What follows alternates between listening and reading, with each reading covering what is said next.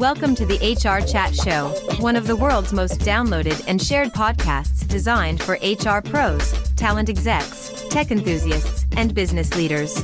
For hundreds more episodes and what's new in the world of work, subscribe to the show, follow us on social media, and visit hrgazette.com. Welcome to another episode of the HR Chat Show. In this episode, we're going to talk about ways to develop and enhance career websites. My guest this time is Jim Taylor, Managing Director over at HappyDance, a Ph.Creative company. HappyDance is an enterprise careers site platform with a mission to elevate your employer brand at every turn. Jim is a digital innovator specializing in career sites, and he says his true passion lies in discovering ingenious ways to optimize career site performance, enriching candidate experiences, and crafting study platforms that magnify the organization's employer brand. Hey, Jim, welcome to the show today. Hey, Bill. Thanks for having me. Really excited to be here. So, Jim, beyond my reintroduction there, why don't you take a minute or so and introduce yourself to our listeners? Yeah, of course. I'm not sure what more to add to that great introduction there. I've obviously been at Ph.Creative for over 15 years. My background is tech. I originally joined as a web developer and then moved more into a lead director role. And for the last 3 or 4 years, I've built a company within the company, focusing on building a SaaS platform for career sites within an employer branding agency. So I was able to harness my technical skills and background to be able to build and the leadership skills that I was developing over time within PH to build a company within a company. And it's grown from strength to strength. And for our US and Canadian audience today, that beautiful accent that you can hear from Jim is Liverpudlian, just like the Beatles. He told me that he's a Liverpool fan before we hit record today. Okay, Jim, tell us a bit about the mission of HappyDance. Well, I guess our mission is to be the best platform out there for career sites, not necessarily the biggest, but the best. And we recognize that, the technology out there like ATS systems and other different career site providers aren't really focusing in on candidate experience. And that's where we come from in terms of, being that strategic creative that we've designed our platform in that respect. So it was more a case of we wanted to be the best in creating the best product for our customers and for candidates. Thanks for tuning in to the HR Chat Podcast. If you're enjoying this episode, we'd really appreciate it if you could subscribe and leave a 5-star review on your podcast platform of choice. And now, back to the conversation. I like the name, Jim. Where does that come from? Tell me about that. Well, I can't take all the credit for that. So HappyDance essentially is what we call the feeling that our customers get when they finally get to launch their career site, to the point when you're speaking to them and we're celebrating, they are literally doing a happy dance. When I say I can't take credit, it was obviously our CEO, Brian Adams. I remember, walking into his office and saying, "Okay, brilliant. You've given me this opportunity to start a company within the company. What do you think of calling the company this?" And we were throwing some names around, and he said, "What about HappyDance?" And I was just like, "That's the strangest, craziest name I've ever heard," and literally walked out of his office. But then obviously we came back around to it, and it was like, actually, no, it's very different. It's very disruptive. If you look at all the sort of talent technology platforms out there, I would say it really stands out. But it did tie into that feeling of our customers, the experience that they're getting when they go through the whole of the implementation, building and designing that career site as they follow us on that journey, and finally putting it live and getting to show the world and starting to attract the right talent. That was the type of responses that we were getting at the time. So that's why we stuck to that name. Well, sadly, this is an audio podcast. Otherwise, my next question would be, can you stand up and give us a happy dance, Jim? I'm constantly asked to do that, and that's just, dancing is not my strongest skill set. Me neither. I dance like my dad. Okay, so on your LinkedIn page, you say, "Every day I foster a culture that thrives on conquering challenges and delivering outstanding results." You're a leader, Jim. From a leadership perspective, what does it take to create and sustain an engaged culture of innovation? I think it requires alignment and collaboration and great communication. So at HappyDance, every quarter, we have what we call an enabler day. So we bring the whole of the team together to update them on all aspects of the business, whether it's operations, sales, any processes that may have changed. So, and obviously keep replaying the strategy of what our mission is and what we're trying to achieve and all the different KPIs so that everybody is brought back to alignment. So I remember someone saying to me that once is like, obviously, you may set sail one day on a ship, but you have to constantly check, the compass in terms of where you're going. And sometimes it may need a slight course correction. But if you're not checking, you may go completely off course. And that's what we're doing on a regular basis, is just course correcting and aligning the team. And as part of that, we obviously foster that collaboration of innovation by showcasing what we're doing and what we're trying to achieve together. And, when you've got like old or even new team members saying, hey, I think I could contribute towards this actual feature. That sounds really great. Or I've actually been doing something in the background, or I've done something for a customer that I want to make everybody else aware of. So I think it's just about great communication and alignment. That's how we try to do that. In terms of how we foster that, we have what we call Ferrari Fridays within HappyDance. So that means that every Friday we try to obviously avoid customer calls and work calls, obviously from a well-being perspective. But what we try to do is thinking about the 4 days that we've just had. And if we were able to just pause for a moment, what things could we do to create efficiencies and innovate and make the car go faster, hence the name Ferrari Friday. So we're able to bring the team together on a regular basis, go, what things can we make? Can we put our foot down on the pedal? What things can we stop doing, to make those efficiencies? So that's the type of culture that we try to drive and amplify by, making sure everybody can contribute and making sure that everybody's on the same page. Thanks for tuning in to this episode of the HR Chat Show. IEA training provides professional development to a changing workforce with changing needs, and we're proud to support this episode of the HR Chat podcast. IEA offers lots of courses, webinars, and on-demand training to meet our students where they are and help them reach their goals. We're proud of our contribution to better risk analysis and high operating standards in the industry. Learn more at ieatraining.org. And now, back to the conversation. Okay, I think I've got an idea now for what the associated image should be for the post about this interview. It'd be a bunch of dudes dancing happily in a Ferrari. I think that'd be quite cool. We could use Midjourney to create something there. Okay. Now then, I was all over your LinkedIn before our interview today, and you've got a lot of social posts about RecFest. It looks like you're a big fan of the RecFest event. For you, what makes that a special event?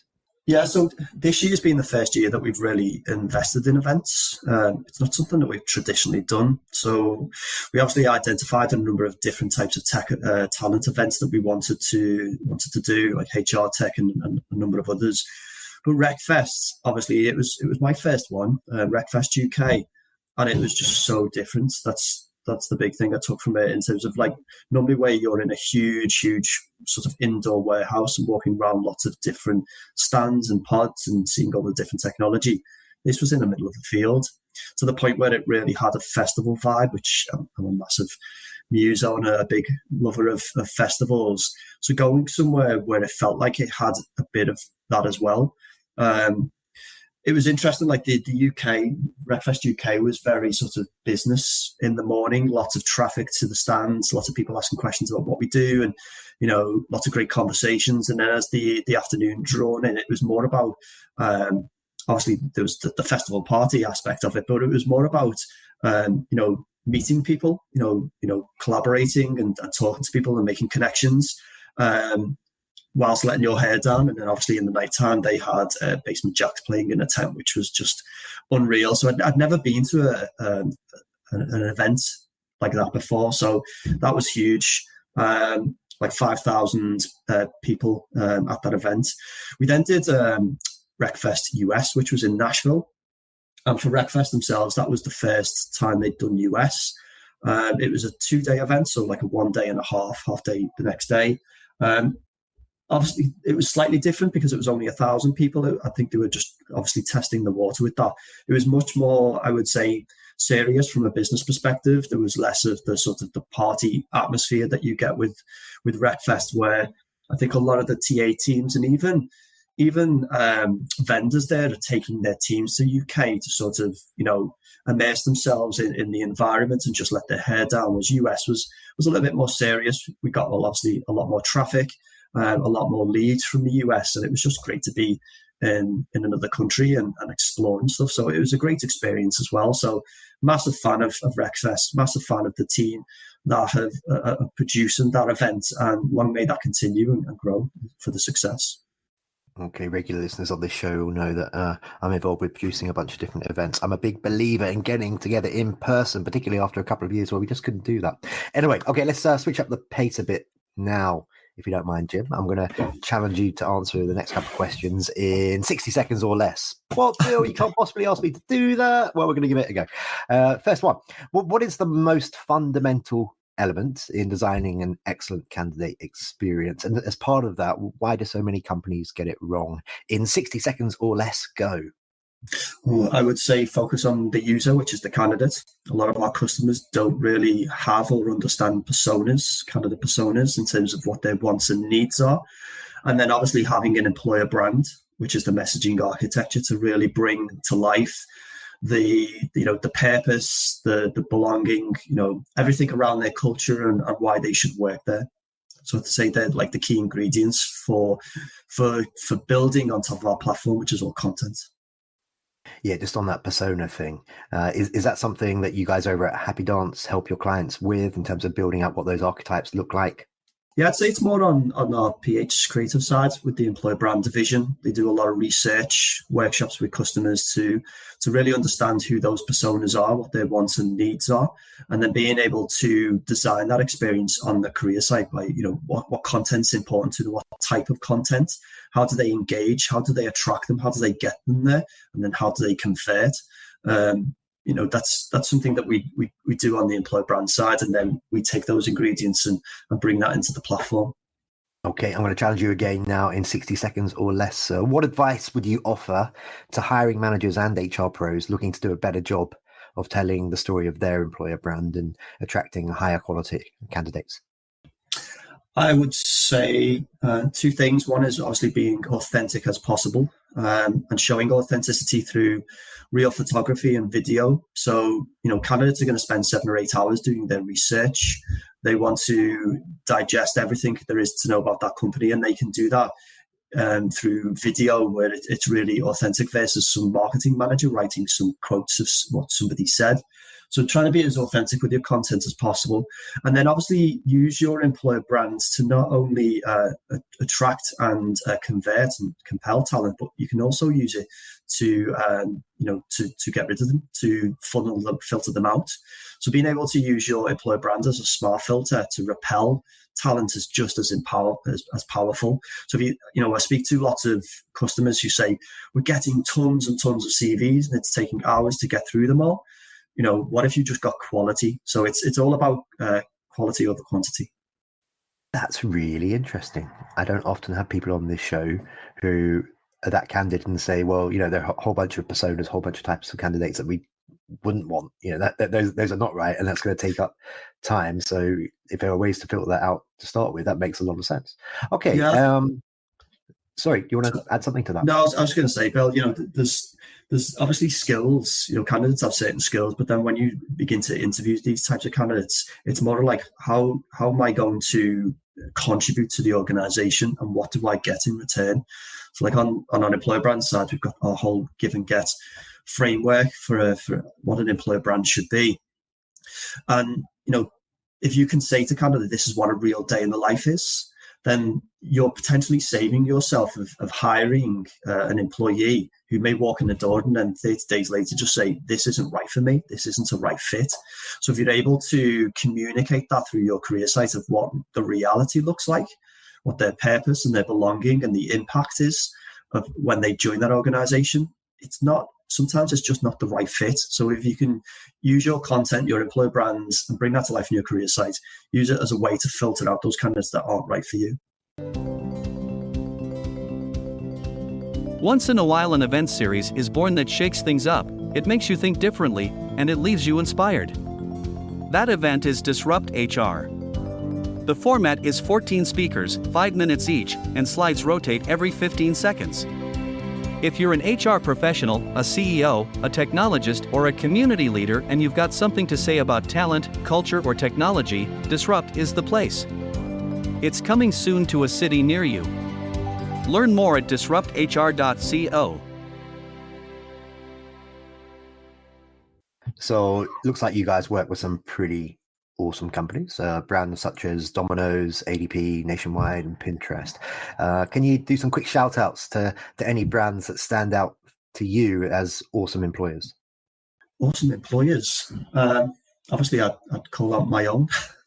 I'm very fortunate to work with amazing people in my team. I think we're, in terms of the culture, the people, the fact that I've been here for 15 years now, and a lot of the team here have been here for over a decade. So, we've grown together, we've turned into leaders, we've supported each other. And, when I've got a CEO and a boss in someone like Brian Adams as a mentor, has helped me to be able to develop. He's given me that trust to be able to make my decisions and where I want my career to go, and being really supportive. So obviously I can't praise my employer enough.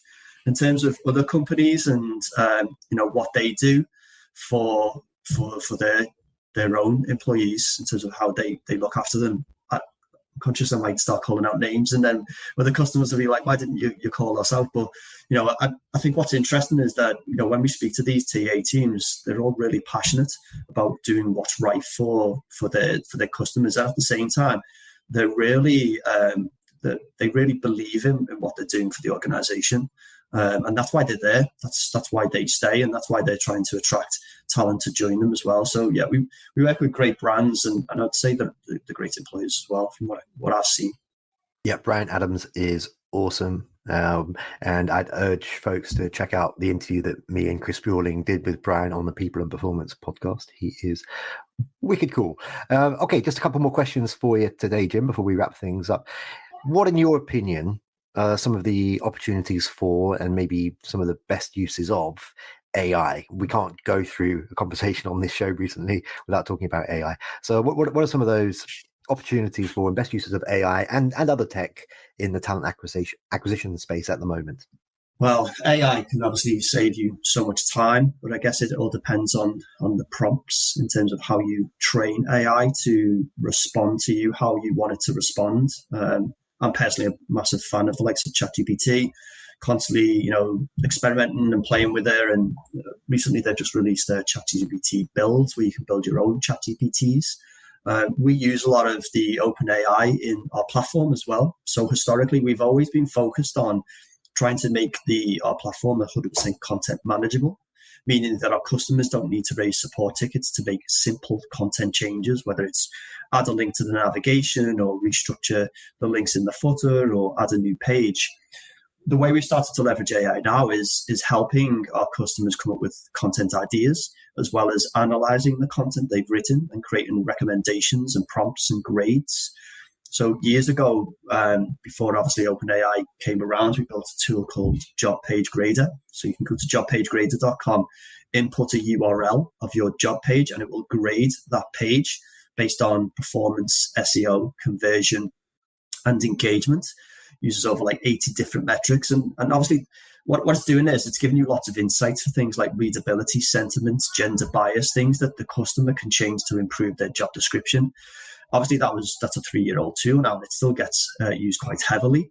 But where obviously AI is starting to speed those types of features up is that, there's a lot more that can be done there in terms of, job descriptions in themselves, writing job descriptions that are completely aligned to your employer brand, your EVP, your tone of voice, making sure there's no bias within the actual job description.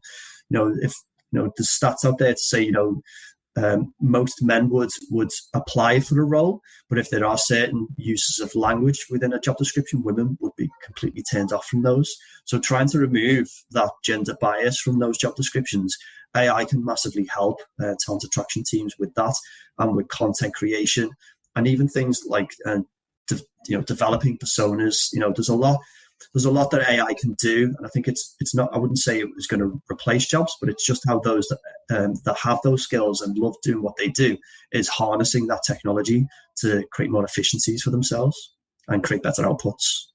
Perfect. And just finally for today, Jim, how can our listeners connect with you? Maybe that's LinkedIn. Maybe you might want to share your email address. Maybe you're super cool and all over TikTok and places. And of course, how can they learn more about HappyDance? Yeah, sure. So, yeah, LinkedIn, I'd probably say it's the place to go. So if you search for Jim Taylor at HappyDance, HappyDance are also on LinkedIn, and our web address is happydance.love, Love. So that's where you can connect with us. Yeah, I saw that. I love that. That's a great domain. Okay, well, that just leaves me to say for today, Jim Taylor, thank you very much for being my guest on this episode of the HR Chat Show. Thanks so much, Bill. Pleasure. And listeners, as always, until next time, happy working. Thanks for listening to the HR Chat Show. If you enjoyed this episode, why not subscribe and listen to some of the hundreds of episodes published by HR Gazette? And remember, for what's new in the world of work, subscribe to the show, follow us on social media, and visit hrgazette.com.